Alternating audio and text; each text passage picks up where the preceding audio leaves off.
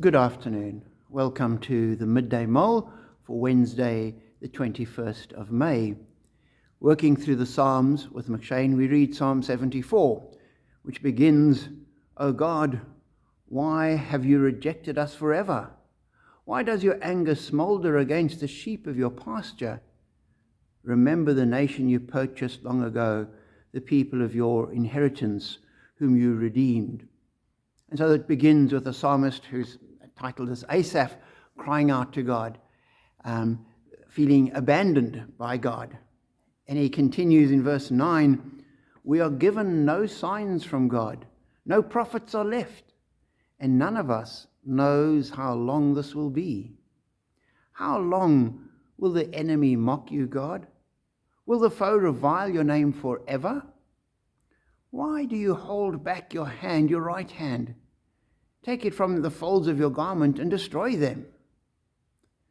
But God is my King from long ago. He brings salvation on the earth." And as I read that, I thought, that's a cry that I think many people would echo. How long, Lord? Why is this going on? Why does the enemy seem to be triumphing? Why do the mockers, the people not mocking us, but mocking God, making fun of God, dismissing God as completely irrelevant, and they get away with it? God, why are you doing this? And you can sense the psalmist's consternation. He's puzzled, he's unsure, getting to be desperate for God to act. And he ends with the not of confidence, but I think of resolution. God is my King from long ago. He brings salvation on the earth. This is what I know. This is what I stand on. It's not that I'm optimistic. It's not that I think it's going to happen. I've got nothing else to lean on other than the facts about God. And I was thinking back to the 70s and 80s when we were still struggling with apartheid, the number of people that were hoping and waiting, and it didn't get any better, and it didn't get any better, and it seemed to get worse and worse. And ultimately, it came right. And that was fairly quick. That was a decade or two. For the Israelites, they were in exile for 70 years. And after the exile, there's a long silence, but the intertestamental period of centuries of waiting for God to act.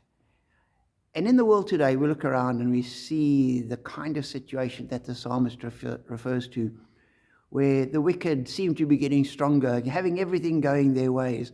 People have just turned away from God. Churches around the world, particularly the first world, are shrinking, and everybody's saying, "Our religion's completely irrelevant." And we're saying, "God, act. God, we can't do it, but you can." And for me, it's two things. One is that we've got to constantly cry out to God, call for God to work, call for God to do what he can do. And I think the second thing is not to become despondent. Throughout the ages, God has done things in his own timing. We don't always understand. It doesn't make sense, but he will act. And so we wait on him, rely on him, and trust in him all the time. Be blessed.